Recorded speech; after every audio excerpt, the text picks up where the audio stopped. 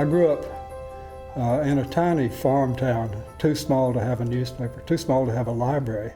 My parents were high school graduates. I'm the first college graduate in my family. They were avid, voracious readers. So we were reading three daily newspapers plus our county weekly newspaper. The newspapers helped shape me as a person, helped form my thinking about the world around me. I started as a journalist in Mississippi in the late 1960s. The Voting Rights and Civil Rights Act had already been passed by Congress.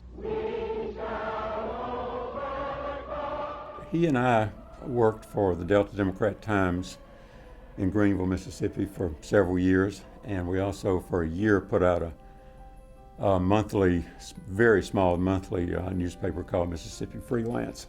We were there during the 60s, which was kind of the tail end of the civil rights movement, but there was still a lot going on. It was an inspirational period for me. I wanted to be part of the discussion about how to make the community I lived in a better place. Ed and I first met each other in the mid-70s when I was starting as a reporter for the Charlotte Observer. He was starting as an editorial writer. And he was an editorial writer and an editorial page editor for 35 years. Ed Williams, backbone of the Charlotte Observer editorial department for many years, and a good backbone he was. Ed and I ran parallel parts of the newspaper. We both reported to the same man, Rich Oppel, for most of our careers. We had a lot in common. We were both Southerners. We'd both been to Harvard on Neiman fellowships. We had a common vision, I think, between us about what journalism could be and should be, and how each of our little areas of interest fit into that. I would just say that Ed was really the conscience of the community. He is probably the best newspaper boss I ever had. Brilliant editor, brilliant writer, and the way we worked, we would edit each other's writing. And so I would look at his writing and there'd be like nothing to edit. It'd be perfect. I would add a comma and he would then take it out. And it was a real pleasure and a privilege to watch as Ed nurtured two of the best cartoonists in political cartooning in America. The first one was Doug Marlatt, and then Kevin Sayers, whom Ed hired right out of college. Kevin Sayers, the 2014 Pulitzer Prize winner for editorial cartooning. Ed was recognized. He was part of the teams that produced those Pulitzer Prizes. He won endless awards from the North Carolina Press Association for his writing. There were times when politicians would come into the newspaper. Oftentimes they're running for office, or they have some project or initiative that they want to sort of peddle and get good publicity for. I always wished I had some popcorn to just kind of watch Ed just go over these guys, you know, like up one side of him and down the other.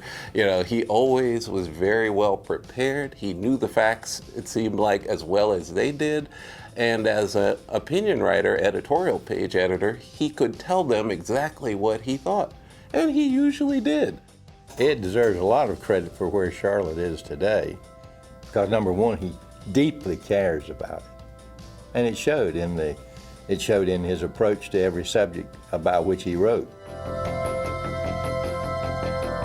To have Ed Williams first on the board made me feel so good that I had a professional journalist on the board who knew where the barriers were between business and the newsroom and the board and the newsroom, but someone I could also go to and say, we've got this challenge. What is your experience?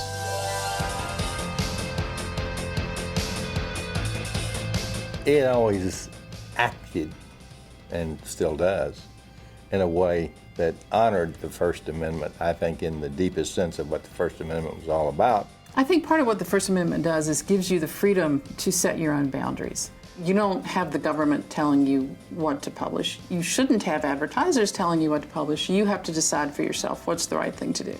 he really understands the need for the freedom of the church from the state, the separation, and yet at the same time, he also believes strongly that our faith should inform politics.